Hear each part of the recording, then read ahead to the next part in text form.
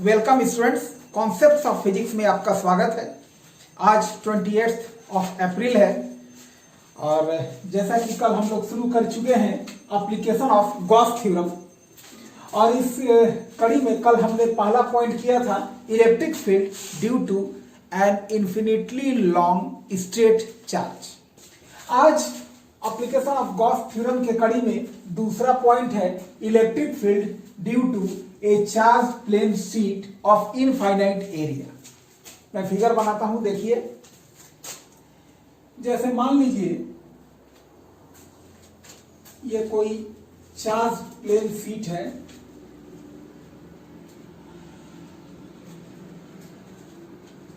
हमने बनाया भले ही इतना है, लेकिन मान लीजिए कि इसका एरिया इनफाइनाइट है, ये बहुत बड़ा है। हमने उस प्लेन के एक छोटे टुकड़े को दिखाया है और इस पर चार्ज है। इस पूरे शीट पर मान लीजिए कि पॉजिटिव चार्ज है।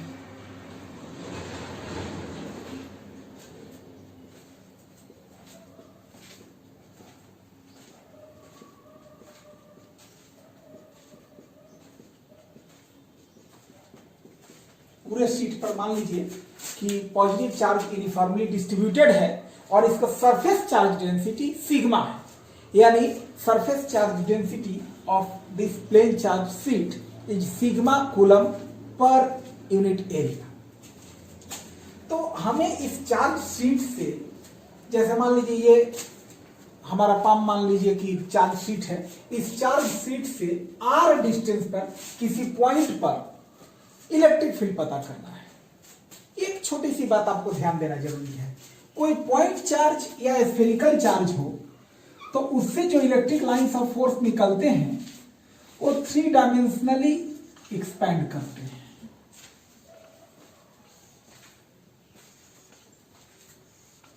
थ्री डायमेंशनली एक्सपैंड करते हैं। और अगर कोई लीनियर चार्ज हो या सिलेंड्रिकल चार्ज हो तो इस सिलेंड्रिकल चार्ज से electric lines of force, cylindrical charge हो या लीनियर चार्ज हो, इससे electric lines of force 2 dimensionally फैलते हैं। ये हमने बस एक सरफेस बनाया है, चार्ज सिर्फ ये बीच वाला लाइन है, तो इससे electric lines of force 2 dimensionally फैलते हैं। 2 डायमेंशनली, जैसे मान लीजिए ये पेन कोई लीनियर चार्ज है तो इससे जो इलेक्ट्रिक लाइंस ऑफ फोर्स निकलेंगे चारों ओर ऐसे फैलेंगे, यहां से ऊपर नहीं जाएगा और यहां से इलेक्ट्रिक लाइन कोई नीचे नहीं जाएगा, ऊपर नहीं जाएगा, नीचे जो भी होगा। मान लीजिए ये सिलेंड्रिकल चार्ज ही है तो इसके सरफेस से इसके कट सरफेस से परपेंडिकुलरली जो लाइंस ऑफ फोर्स निकलेंगे वो इसी के सीध में निकलेंगे। यानी एक लीनियर चार्ज या सिलेंड्रिकल चार्ज से जो इलेक्ट्रिक लाइंस ऑफ फोर्स निकलते हैं वो 2 डायमेंशनली एक्सपैंड करते हैं। लेकिन एक प्लेन शीट ऑफ चार्ज की बात करें, जैसे मान लीजिए मेरा पाम है और हम लोग जानते हैं कि किसी भी चार्ज के सरफेस से perpendicularly electric lines of force निकलते हैं, तो यहां से जो भी इलेक्ट्रिक लाइंस ऑफ फोर्स निकलेंगे वो सारे पैरेलल लाइंस होंगे। और जब पैरेलल लाइंस होंगे तो उनके बीच दूरी हर जगह यूनिफॉर्म होगी। यानी इससे हमें क्लियर हो गया कि एक प्लेन चार्ज शीट से जो इलेक्ट्रिक फील्ड पैदा होगा वो हर जगह यूनिफॉर्म इलेक्ट्रिक फील्ड होगा। ध्यान दीजिए, क्योंकि जैसे मान लीजिए ये मेरा पाम जो है एक प्लेन चार्ज शीट है, तो इससे जो लाइंस ऑफ फोर्स निकलेंगे वो यूनिफॉर्म होगा। कैसे? क्योंकि इस सरफेस से perpendicularly electric lines of force निकलेंगे तो ये सारे इलेक्ट्रिक लाइंस ऑफ फोर्स आपस में पैरेलल हो गए, तो हर जगह इनकी दूरी बराबर हो गई, यानी इलेक्ट्रिक लाइंस ऑफ फोर्स की डेंसिटी हर जगह बराबर हो गई। और जब बराबर हो गई तो चाहे इलेक्ट्रिक फील्ड चार्ज के करीब निकाले या दूर निकाले वो यूनिफॉर्म होगा। जबकि अगर स्फेरिकल चार्ज की बात करें तो इससे जैसे जैसे हम लोग दूर जाते हैं इलेक्ट्रिक लाइंस ऑफ फोर्स की दूरी बढ़ती जाती है, 3 डायमेंशनली बढ़ती जाती है। तो यहाँ एक स्फेरिकल चार्ज या पॉइंट चार्ज से जैसे जैसे दूर जाते हैं इलेक्ट्रिक फील्ड काफी तेजी से घटता है, जबकि एक लीनियर चार्ज या सिलेंड्रिकल चार्ज से इलेक्ट्रिक लाइंस ऑफ फोर्स यहां भी फैलते हैं, लेकिन ये 2 डायमेंशनली फैलते हैं। यहां भी जैसे जैसे एक लीनियर चार्ज से हम लोग दूर जाएंगे तो इलेक्ट्रिक फील्ड की वैल्यू घटेगी, लेकिन ये उतना तेजी से नहीं घटेगी जितना पॉइंट चार्ज या स्फेरिकल चार्ज का होता है। और अब तीसरे नंबर पर आ गए प्लेन चार्ज से, तो इससे कितना भी दूरी पर जाएं तो इलेक्ट्रिक फील्ड की वैल्यू यूनिफॉर्म रहेगी, वो घटने वाली नहीं है। तो ये तो हमने कंसेप्ट से समझा। अब हम लोग ये देखेंगे कि इसको प्रैक्टिकली तो हम मतलब एक तरह से कॉन्सेप्ट से तो हम लोग समझ गए। अब इसको थियोरेटिकली हम लोग देख लेंगे कि एक प्लेन चार्ज शीट से इलेक्ट्रिक फील्ड कैसे यूनिफॉर्म होता है। आप ये तो देख चुके हैं कि एक पॉइंट चार्ज क्यू है, तो इससे r डिस्टेंस पर किसी पॉइंट P पर इलेक्ट्रिक फील्ड की वैल्यू कितनी होती है, E is equal to 1/4 pi epsilon naught Q by R square. इसका मतलब हुआ कि this electric field is inversely proportional to R square. जबकि कल हमने लीनियर चार्ज का देखा था, कोई लीनियर चार्ज है जिसका चार्ज डेंसिटी लैम्डा है, तो इससे r डिस्टेंस पर कोई पॉइंट P है, तो यहां पर इलेक्ट्रिक फील्ड की वैल्यू कल हम लोग डिराइव किए थे, वो कितना था 1/2 pi epsilon naught lambda by r। यानी कि यहां हम लोग ये पाते हैं कि this electric field is inversely proportional to r। यानी कि जैसे जैसे एक पॉइंट चार्ज या स्फेरिकल चार्ज से दूर जाते हैं तो इलेक्ट्रिक फील्ड जो है इनवर्सली है डिस्टेंस के स्क्वायर से। जबकि एक लीनियर चार्ज या सिलेंड्रिकल चार्ज हो तो उससे इलेक्ट्रिक फील्ड इनवर्सली है सिर्फ r से। यहां आपको क्लियर है कि पॉइंट चार्ज से दूर दूर दूर जाएंगे तो इलेक्ट्रिक फील्ड तेजी से घटेगा, और एक लीनियर चार्ज या सिलेंड्रिकल चार्ज से दूर जाएंगे तो इलेक्ट्रिक फील्ड घटेगा, लेकिन उतना तेजी से नहीं। और यहाँ तीसरे नंबर पे हमें ये देखना है कि एक प्लेन चार्ज की वजह से दूर जाएंगे तो इलेक्ट्रिक फील्ड पर कोई असर ही नहीं पड़ेगा। इसको अब हम लोग थ्योरेटिकली प्रूव करेंगे। मान लीजिए कि एक इनफाइनाइट सरफेस एरिया का एक प्लेन चार्ज है और जिसका सरफेस चार्ज डेंसिटी जो है वो sigma coulomb per unit area है। हमें इसके सरफेस से r डिस्टेंस पर किसी पॉइंट P पर इलेक्ट्रिक फील्ड पता करना है। तो इसके लिए हम लोग क्या करेंगे कि इस चार्ज के एक पोर्शन को इमेजिनरी गॉसियन सरफेस में इंक्लोज करेंगे। मान लीजिए कि इस चार्ज के इस प्लेन चार्ज शीट के इतना सर्कुलर पोर्शन को हम लोग एक गॉसियन सरफेस में इंक्लोज करते हैं, सिलिंड्रिकल गॉसियन सरफेस में इंक्लोज करते हैं। आपको क्लियर दिख रहा होगा। और इसको यहां पीछे तक बढ़ा के ले आइए।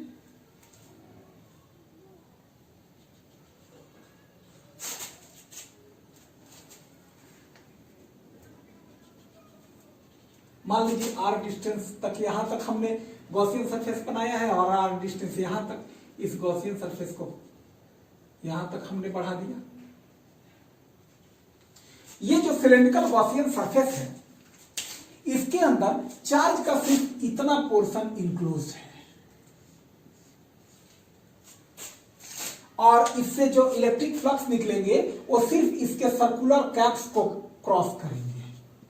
इलेक्ट्रिक फील्ड सर्कुलर कैप्स को क्रॉस करेगा और इस सर्कुलर कैप्स का एरिया वेक्टर भी इसी साइड है। यानी ध्यान दीजिए कि एरिया वेक्टर और इलेक्ट्रिक फील्ड के बीच में एंगल 0 है।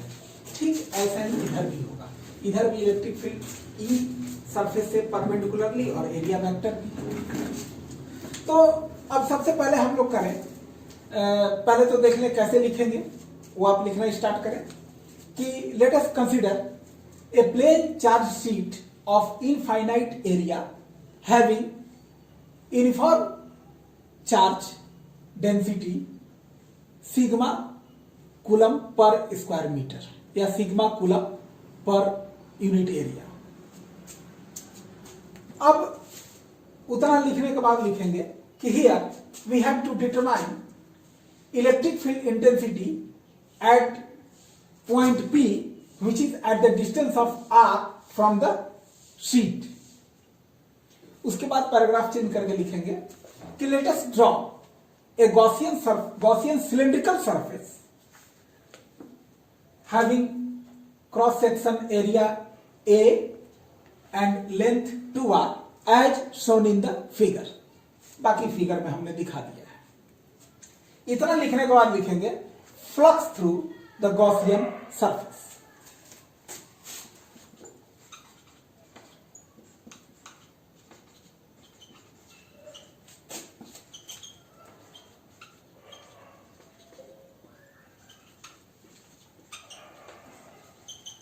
Flux through the Gaussian surface.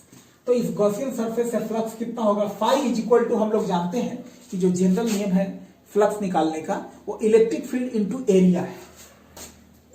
Electric flux के डेफिनेशन से ही होता है flux is equal to electric field और डॉट प्रोडक्ट ऑफ एरिया। तो यहां देखिए इसका एरिया कितना है, इधर भी एरिया ए है और इसका भी एरिया ए है।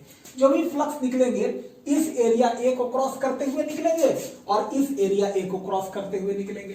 तो एरिया के जगह पे हमें देना पड़ेगा 2a और डॉट प्रोडक्ट हम जान रहे हैं कि इलेक्ट्रिक फील्ड और एरिया वेक्टर के बीच में एंगल 0 है, तो ये हो गया E इंटू 2a cos 0 और cos 0 का वैल्यू 1 होता है। तो इस प्रकार फ्लक्स इज इक्वल टू आ गया 2EA। ये इक्वेशन फर्स्ट हो गया। अब लिखेंगे ऑल्सो बाई गॉस थ्योरम।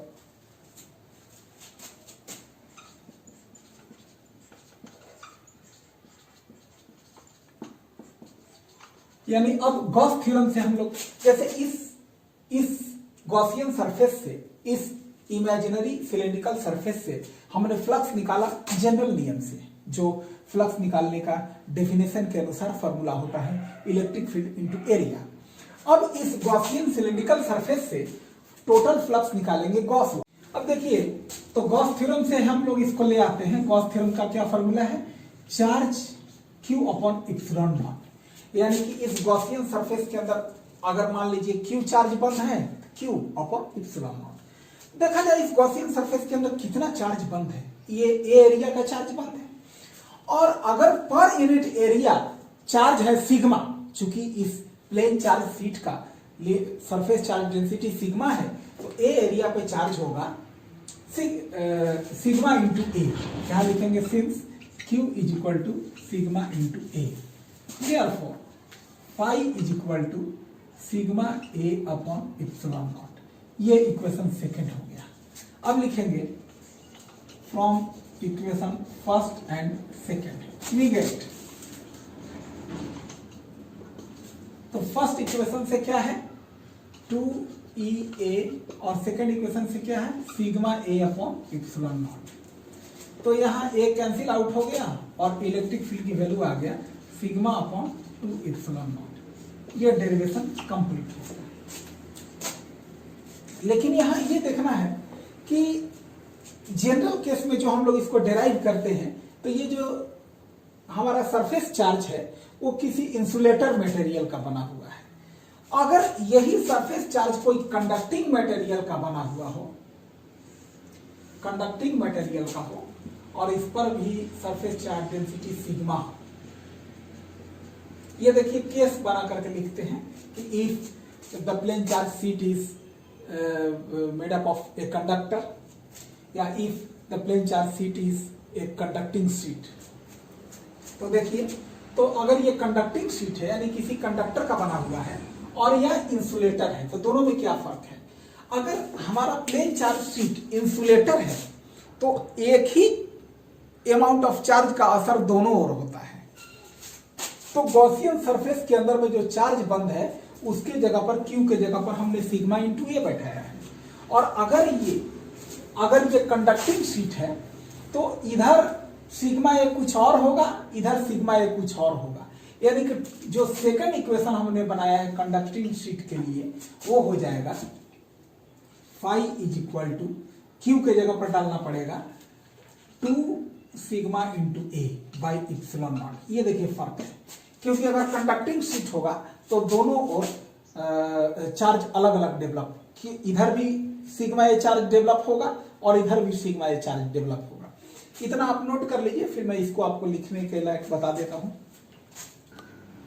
अब लिखेंगे in case the infinite charge sheet is of conductor, then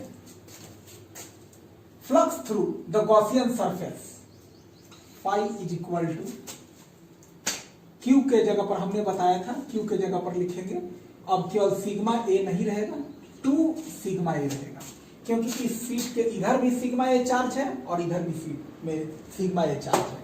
अगर ये इंसुलेटर होता तो एक ही सिग्मा ए का असर दोनों ओर होता और कंडक्टर है तो जिस सिग्मा ए का इधर असर होगा इधर दूसरे सिग्मा ए का असर होगा, तो टोटल चार्ज तो डबल हो गया, सिग्मा ए, यानी गॉसियन सरफेस के अंदर में टोटल चार्ज कितना इंक्लूज हो गया 2 सिग्मा ए, और इस प्रकार इप्सिलॉन नॉट। इसका इक्वेशन थर्ड नाम दे दीजिए केस लिख करके।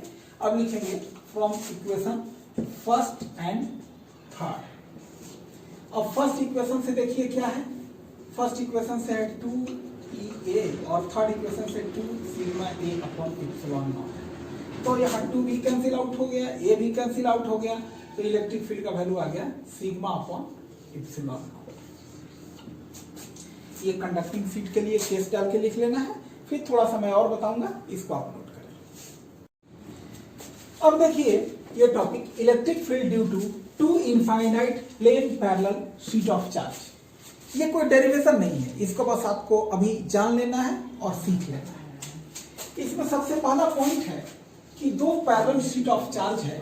देखिए शीट ऑफ चार्ज का 3 डायमेंशनल फिगर हम ऐसे बना सकते हैं कि 2 पैरेलल शीट ऑफ चार्ज है, लेकिन इस फिगर से समझने में आपको हो सकता है थोड़ी दिक्कत हो जाए, लेकिन मैं पहले कोशिश करता हूं इसी फिगर से आपको बताऊं। मान लीजिए कि दोनों पॉजिटिव चार्ज है, इसका भी चार्ज डेंसिटी प्लस सिग्मा है और इसका भी चार्ज डेंसिटी प्लस सिग्मा है, और दोनों शीट के वजह से 3 रीजन होते हैं। 3 रीजन क्या होते हैं वो देख ले हम लोग।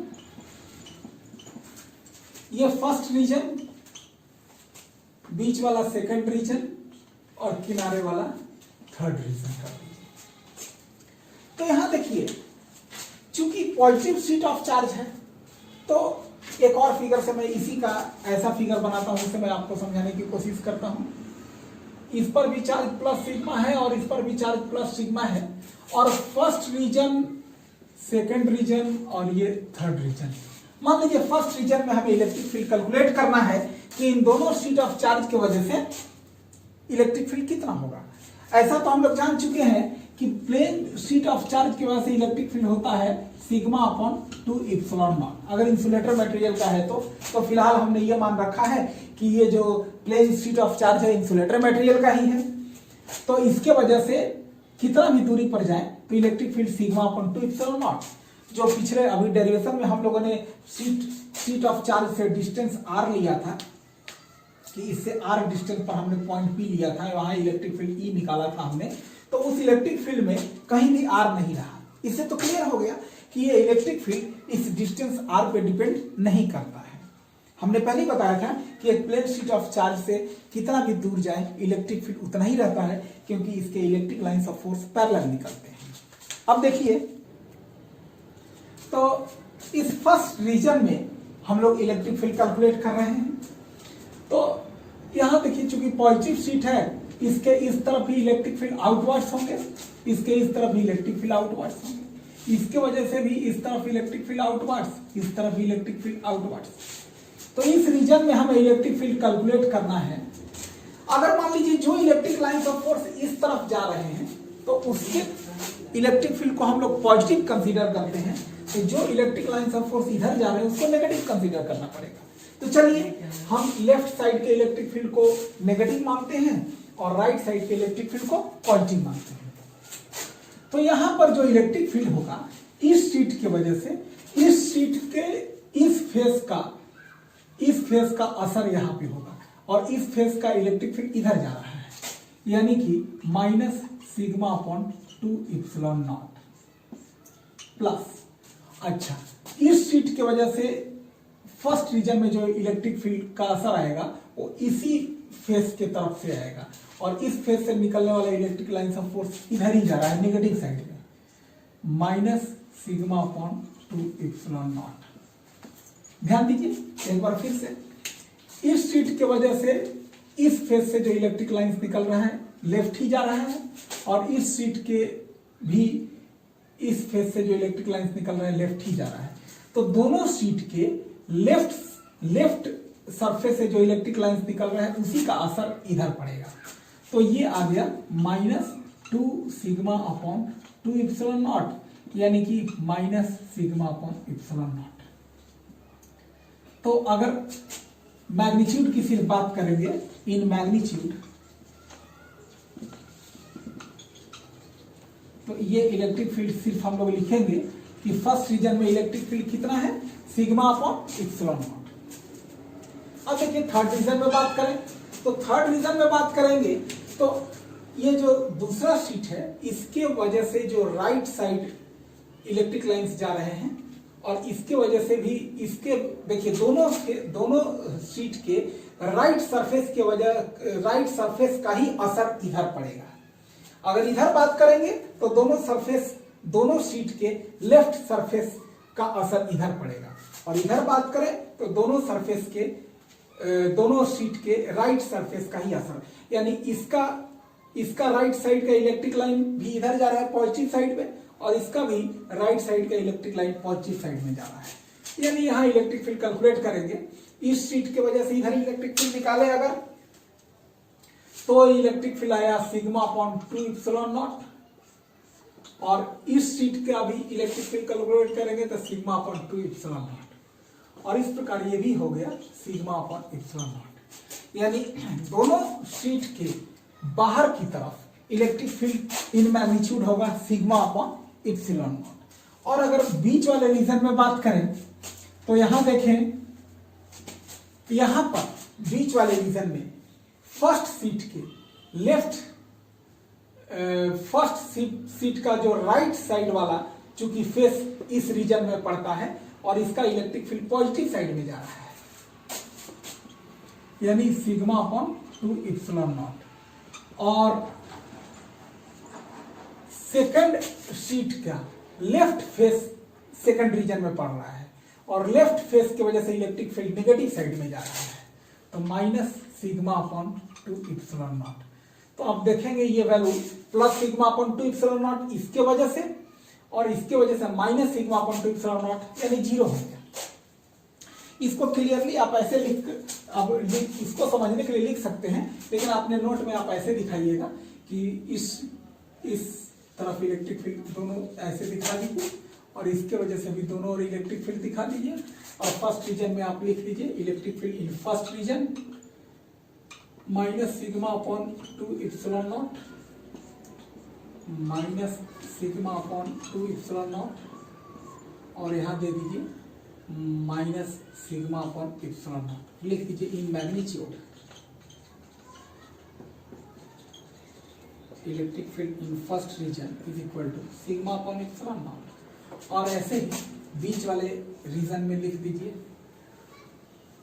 Electric field in second region, थोड़ा आप फिगर बड़ा बनाइएगा तो सेकंड रीजन वाला वही सिग्मा अपॉन 2 इप्सिलॉन नॉट और minus sigma upon 2 epsilon naught और बीच वाले रीजन में इलेक्ट्रिक फील्ड 0 आ गया। उसके बाद थर्ड रीजन में लिख दीजिए electric field in third reason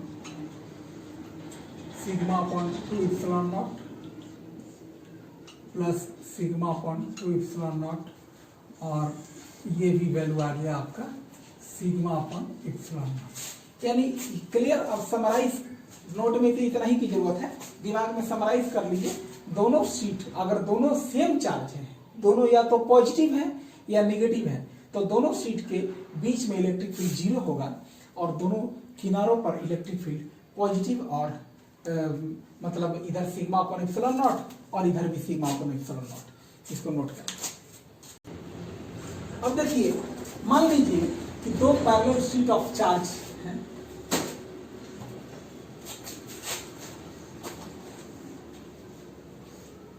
और इस बार ये दो पैरेलल शीट ऑफ चार्ज ऐसे हैं, ये फर्स्ट रीजन, सेकंड रीजन और ये थर्ड रीजन। तो आप देखेंगे दोनों पे मान लीजिए कि नेगेटिव चार्ज है, दोनों शीट पर नेगेटिव चार्ज है। तो नेगेटिव चार्ज की वजह से क्या होगा, इस एक्शन को हम लोग यहां बगल में एक दूसरे फिगर में समझे। मान लीजिए कि ये दो शीट ऑफ चार्ज हैं, इस पर भी चार्ज डेंसिटी माइनस सिग्मा है और इस पर भी माइनस सिग्मा है। तो दोनों के वजह से फिर वही चीज होगा, यानी कि जो कि दोनों प्लस था तो यहां भी वही चीज होगा, यानी इसके वजह से इनवर्ट और इसके वजह से भी इनवर्ट, इसके वजह से भी इनवर्ट, इसके वजह से भी इनवर्ट। फर्स्ट रीजन में जो इलेक्ट्रिक फील्ड होगा, इस फेस का असर देखिए पॉजिटिव साइड में, इस फेस का भी असर पॉजिटिव साइड में, यानी कि total electric field sigma upon 2 epsilon not, sigma upon 2 epsilon not, और ये रिजल्ट हो गया सिग्मा अपॉन एप्सिलॉन नॉट। इधर आएंगे अगर थर्ड रीजन में, तो इसके वजह से भी इलेक्ट्रिक फील्ड नेगेटिव साइड और इसके वजह से भी इलेक्ट्रिक फील्ड नेगेटिव साइड, तो यहाँ टोटल इलेक्ट्रिक फील्ड हो गया minus sigma upon 2 epsilon not, minus sigma upon 2 epsilon not, और ये भी इलेक्ट्रिक फील्ड हो गया minus sigma upon epsilon not, और इन मैग्नीट्यूड यही है सिग्मा अपॉन एप्सिलॉन नॉट। अगर बीच में बात करें तो इस फेस, इस शीट का, इस फेस इधर जो फेस राइट साइड है उसका इलेक्ट्रिक फील्ड नेगेटिव, और इस फेस का इलेक्ट्रिक फील्ड पॉजिटिव है, तो यहाँ देखिए इलेक्ट्रिक फील्ड हो गया minus sigma upon 2 epsilon not plus sigma upon 2 epsilon not, यानी बीच में इलेक्ट्रिक फील्ड जीरो। यानी हम लोग यहाँ क्लियर समराइज कर लेते हैं कि दोनों शीट अगर पॉजिटिव होगा तो बीच में इलेक्ट्रिक फील्ड जीरो, और यहाँ electric field sigma upon epsilon not, और यहाँ भी electric field sigma upon epsilon not. अगर दोनों शीट पॉजिटिव, दोनों शीट नेगेटिव रहा तो भी बीच में इलेक्ट्रिक फील्ड जीरो, और इधर electric field sigma upon epsilon not, इधर भी सिग्मा अपॉन एप्सिलॉन नॉट। ये समराइज कर लीजिए। फिर थर्ड, तो थर्ड केस में देखिए कि दोनों सेम चार्ज नहीं है, ये दोनों शीट ऑफ चार्ज हैं, इस पर प्लस सिग्मा है और इस पर माइनस सिग्मा। प्लस सिग्मा की वजह से इलेक्ट्रिक लाइंस आउटवर्ड्स, और माइनस सिग्मा की वजह से इलेक्ट्रिक लाइंस इनवर्ड्स। तो ये फर्स्ट रीजन, सेकंड रीजन और ये थर्ड रीजन। तो फर्स्ट रीजन में बात करेंगे तो फर्स्ट रीजन के इस सरफेस की वजह से इलेक्ट्रिक फील्ड नेगेटिव साइड है, तो नेगेटिव साइड में electric field minus sigma upon 2 epsilon not, और इस शीट का जो इस फेस का इलेक्ट्रिक फील्ड है वो देखिए पॉजिटिव साइड में है, तो plus sigma upon 2 epsilon not, तो ये आ गया जीरो। ठीक उसी प्रकार थर्ड रीजन में बात करेंगे। थर्ड रीजन में, तो थर्ड रीजन में आप देखेंगे तो इस शीट के वजह, इस शीट का जो इधर वाला फेस है उसके वजह से निगेटिव साइड में electric field minus sigma upon 2 epsilon not, और इस शीट का इधर वाला फेस देखेंगे तो पॉजिटिव साइड में सिग्मा अपॉन 2 एप्सिलॉन नॉट, तो ये भी नेट इलेक्ट्रिक फील्ड आ गया जीरो। और बीच वाले यानी कि सेकंड रीजन में अगर आप देखते हैं तो सेकंड रीजन में इस फेस का, ये इस सरफेस, इस शीट का राइट फेस की वजह से पॉजिटिव साइड में electric field sigma upon 2 epsilon not, और इस फेस का, इस चार्ज शीट का लेफ्ट फेस की वजह से भी पॉजिटिव साइड में सिग्मा अपॉन 2 एप्सिलॉन नॉट, यानी ये आ गया सिग्मा अपॉन एप्सिलॉन नॉट। यानी एक बार हम लोग पूरे केस को समराइज कर लें कि अगर दोनों चार्ज सेम है,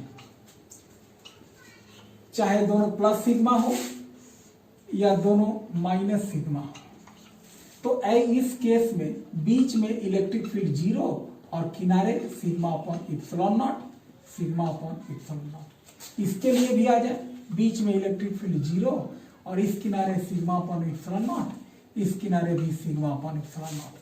और इन सब के विपरीत अगर दोनों अपोजिट चार्ज है, ये प्लस सिग्मा और ये माइनस सिग्मा, तो बीच में इलेक्ट्रिक फील्ड होगा सिग्मा अपॉन एप्सिलॉन नॉट, इस साइड जीरो और इस साइड भी जीरो।